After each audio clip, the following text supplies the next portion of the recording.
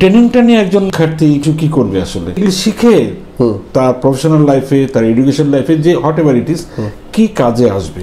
So তাদেরকে আমি একটা আইডিয়া যখন দিব যে দেখো এই হচ্ছে আমার একটা স্মল স্কেল ড্রোন, যদি কি যে চালাবি স্কেল আপ করতে পারো তখন কোন মোটর লাগবে বা কোন কম্পোনেন্ট লাগবে আমি একটা পুরো লিস্ট আমি তখন দিয়ে দিই।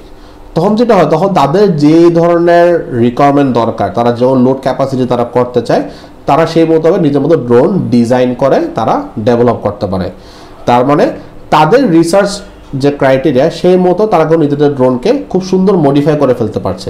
এটা কোনো বড় একটা সুবিধা, কারণ এখন আমরা যারা ইউটিউব দেখে ড্রোন বানাই এখানে কখনোই লেখা থাকে না যে ফার্দার ড্রোনটাকে কীভাবে আপগ্রেড করতে পারি, বাট আমরা সেই ওয়েটা শিখাচ্ছি।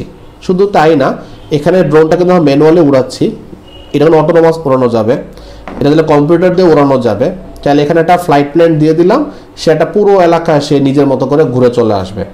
তার মানে আমি যদি তাকে বলে রাখি যে এলাকাটা ঘোরার সময় একটু কীটনাশক ছিটিয়ে দাও বা একটু সার ছিটিয়ে দাও, বা হচ্ছে তুমি কোথাও যাওয়ার সময় একটা আগুন নিভানোর চেষ্টা করো, বা কোনো জায়গায় একটা কোনো হিউম্যান ডিটেক্ট করলা তুমি আমাকে ইনফর্ম করো যে একটা হিউম্যান ডিটেক্ট হয়েছে, এখানে সব কিছু করা সম্ভব। মানে হিউম্যান ডিটেক্ট বলার সঙ্গে যেটা মনে হলো যে গোয়েন্দা পারপাসে ব্যবহৃত হতে পারে, তারা বিভিন্ন তাদের পারপাসে এই ড্রোনগুলো তারা তৈরি করতে পারবে নাকি আপনারা তৈরি করে দিতে পারবেন?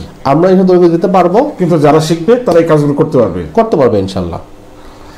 তারপরে যদি আরেকটু ব্রডার স্কেলে বলি যে ঢাকা শহরের পরিবহন ব্যবস্থা কিংবা ব্রাজিলে আমরা শুনেছি যে ব্রাজিলিয়া শহরে কর্মস্থল থেকে আর এক কর্মস্থলে তারা ড্রোন মানে নিজস্ব হেলিকপ্টার ব্যবহার করে। সেক্ষেত্রে দেখা যায় যে ব্রাজিলে এরকম হেলিকপ্টার ব্যবহৃত হয়। হয়তো এখন আমরা খবর নিলে জানতে পারবো ব্রাজিলে হয়তো এরকম ড্রোন মানে হিউম্যান পরিবহন করছে, এরকম ড্রোন ব্যবহৃত হচ্ছে। আবুধাবিতে হচ্ছে, অনেক জায়গায় তো ড্রোন দিয়ে ফুড সাপ্লাই দেওয়া হচ্ছে। আমরা বিভিন্ন ভিডিওগুলোতে দেখি কীটনাশকের কাজে, মানে একটু ব্যবহার তো বোধহয় শেষ নেই। কি মনে হয় আপনার? এটা এক্স্যাক্টলি ট্রু, কারণ হচ্ছে আমি যতটুকু জানি অলরেডি ব্যবহার শুরু হয়ে গিয়েছে এবং এটা আমাকে ওয়ার্নিং দিচ্ছে যাতে ব্যাটারি আমি অযথা নষ্ট না করি। তো এখন ব্যাপার যেটা হচ্ছে যে আমি অলরেডি অনেক ইউটিউবার ফলো করি যারা কিনা এরকম ড্রোন টেকনোলজিকে নিজের পার্সোনাল কাজে রেগুলার ইউজ করছে। একজন যেটা করছে যে খুবই পাওয়ার এফিশিয়েন্ট একটা সিস্টেম বানিয়েছে। এটা কীরকম, একটা প্যারাগ্লাইডার কাইন্ড অফ প্যারাশুট, তার সাথে তার পিছে বড় একটা ফ্যান। তো সে জাস্ট ওই ফ্যানে একটা সিম্পল এরকম দুইটা ব্যাটারি দুই পকেটে রেখে সে অলমোস্ট 50 কিলোমিটার সে ক্রস করতে পারছে। প্যারাগ্লাইডিং করে, এবং এটা হচ্ছে তার কিছু করতে হয় না, ড্রোনই করছে সব এগুলো। মানে সে তাকে প্যারাগ্লাইড করে নিয়ে যাচ্ছে। সে চাইলে হাত দিয়ে কন্ট্রোল করতে অবশ্যই ম্যানুভার করতে পারবে। কোন দেশে এটা আমাদের নরওয়েতে কাজটা হয়েছে। এবং শুধু তাই না, আমাদের নরওয়ে থেকে আমাদের দেশে একটা অফার এসেছিল যে যদি অবশ্য সব কিছু মিলিটারিতে সবসময় যায়, বাট এটা আমার দেখার সৌভাগ্য হয়েছিল আর কি, যেহেতু ওখানে আমার কিছুদিন কাজ করার অভিজ্ঞতা ছিল। এটা হচ্ছে আমার একটা পার্সোনাল প্রজেক্ট ছিল আর কি মিলিটারিদের সাথে। আমরা চেষ্টা করেছিলাম আমাদের কোনোভাবে এই সার্ভিলেন্স সিস্টেমটা আমাদের পক্ষ থেকে একটু কম খরচে বানানো যায় কিনা। তো নরওয়ে যেটা আমাদের অফার করে সেটা ছিল এরকম, প্রায় 20 কিলোমিটার রেডিয়াসের মধ্যে যদি একটা বিড়ালও থাকে জঙ্গলের মধ্যে, সেটা সে ডিটেক্ট করে এসে আমাকে খুব অ্যাকুরেট পজিশন দেখাতে পারে। শুধু তাই না, রেকর্ডটা রেখে দিয়ে ম্যাপের মধ্যে, এবং ওই ম্যাপের রেকর্ড অনুযায়ী আমরা ওদেরকে সার্চ এরিয়া আমরা হচ্ছে একটা মিশন প্ল্যান করতে পারি। সো তারা কিন্তু অনেক দূর এখানে এগিয়ে আছে মিলিটারি যদি বলি। ইনফ্যাক্ট এখন কিন্তু অলরেডি কিন্তু হচ্ছে ইউক্রেন কিন্তু হিউম্যান ফলোয়িং ড্রোন বানিয়ে ফেলেছে, যেটা কিনা হচ্ছে একটা ড্রোন খুব অ্যাকুরেটলি এনিমি ডিটেক্ট করতে পারে এবং শুধুমাত্র এনিমির গায়ে গিয়ে সে ব্লাস্ট করছে, কখনই এলাকার উপর সে কিন্তু ব্লাস্ট করছে না।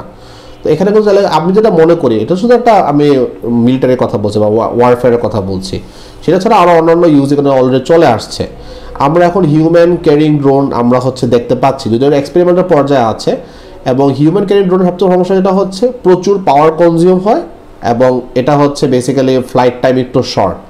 বাট আমার যেটা স্বপ্ন, যেটা আমি দেখি আজ থেকে 5 বছরের মধ্যে, যে একটা সময় যেমন গাড়ি যেমন লাইসেন্স করতে হয় রাস্তা চলার জন্য, এরকম আমাদের আকাশেরও লাইসেন্স নিতে হবে এবং সেখানেও রাস্তা তৈরি হয়ে যাবে যে রাস্তাতে এইগুলো চলবে, এইভাবে ফ্লাইট রুট যেতে হবে। এটা আমি একটা স্বপ্ন দেখি অ্যাকচুয়ালি। আচ্ছা, আমি যদি এই মুহূর্তে আপনাকে বলি যে আমি একটা ড্রোন বানাবো, যে আমার হয়তো যদিও ড্রোন উড়ানোর ক্ষেত্রে বাংলাদেশে অনেক সীমাবদ্ধতা আছে, আমি হয়তো পার্সোনাল কাজে আমার গ্রামের বাড়িতে আমি এক জায়গা থেকে হয়তো একটা নদী পার হয়ে যাব, নদী পার হইতে ছোটোখাটো নদী পার হইতে বেশি সময় লাগে না।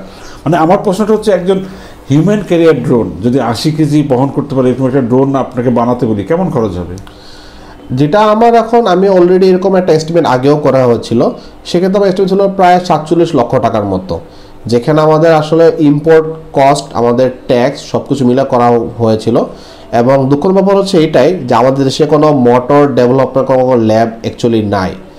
তার মানে হচ্ছে আমাদের যেটাই কাজ করতে হবে আমাদের বাইরে থেকে মোটর এনে আমাদের সেগুলো এক্সপেরিমেন্ট করে কাজ করতে হবে।